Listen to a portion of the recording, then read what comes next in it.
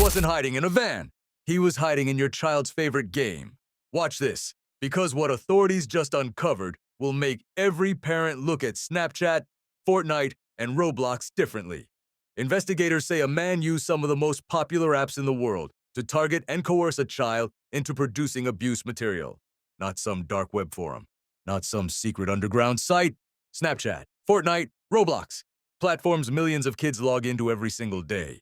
Here's what everyone missed. The predator didn't need to break into a house. He walked in through a screen. Authorities identified the suspect as Justin Adkins. According to officials, he allegedly used social media and online gaming platforms to communicate with and manipulate a minor. This wasn't random. This wasn't accidental. Investigators say it was calculated. He allegedly built trust. He allegedly groomed. And then, according to authorities, he coerced the child into sending explicit content. Think about that. A gaming headset, a chat feature, a disappearing message. That's all it took. Law enforcement says the communication crossed state lines. Florida authorities got involved. The Florida Attorney General's office announced the arrest as part of a broader crackdown on online exploitation. Officials say this case highlights how predators are adapting. They're not just lurking on obscure websites anymore. They're embedded in mainstream apps kids use to laugh, compete, and connect with friends. And here's where the tension rises. Snapchat messages disappear. Fortnite has voice chat. Roblox allows direct messaging in private servers. These features were designed for fun and connection. But authorities say in the wrong hands. They can become tools for grooming. Investigators allege the suspect used these very features to isolate and pressure the child. Over time. Quietly. Manipulatively. This changes everything. Because most parents don't think of Fortnite as a crime scene. They don't think of Roblox as a risk zone. They don't think of Snapchat streaks as potential evidence. But according to officials, predators know exactly where kids feel safest. And they go there. Now here's the twist. Authorities say this wasn't just casual, inappropriate messaging. Investigators allege there was coercion involved. Pressure, manipulation, exploitation. And because digital footprints never fully disappear, law enforcement was able to track, build a case, and make an arrest.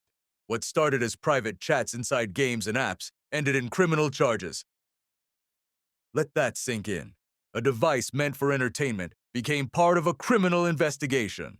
A child's online world turned into evidence in a courtroom. And officials are warning that this case is not isolated. Public reaction has been swift. Parents are asking how this could happen inside platforms marketed as safe. Others are demanding stronger safeguards, tighter monitoring tools, better reporting systems.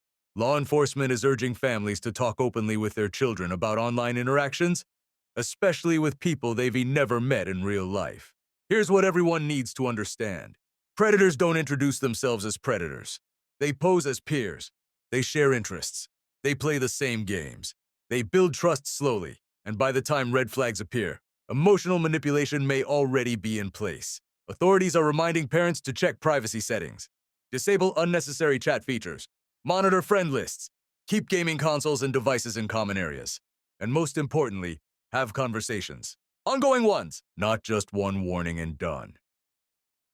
So ask yourself, when was the last time you checked who your child is actually talking to online? Do you know their screen names, their friends list, their private messages? Comment what you think. Should these platforms face stricter regulations, or does responsibility fall mainly on families? Because this debate is about to get louder. This case is a warning shot. Law enforcement says they will continue pursuing predators who exploit children through digital platforms. But technology moves fast. Apps update, features change, and predators adapt. The bigger question is, are we adapting fast enough to protect our kids? Because today it was Snapchat, today it was Fortnite, today it was Roblox, tomorrow it could be the next trending app your child begs to download. And the next update in this case could reveal even more about how these networks operate behind profile pictures and avatars. To the parents standing on the front lines of a world that feels increasingly vast and unpredictable, it is a heavy realization to know that the safety of our homes now has digital windows that don't always lock themselves. The reality of predators and scammers can feel overwhelming. Like an invisible tide, we are constantly trying to hold back. But remember this, Your presence is their greatest shield.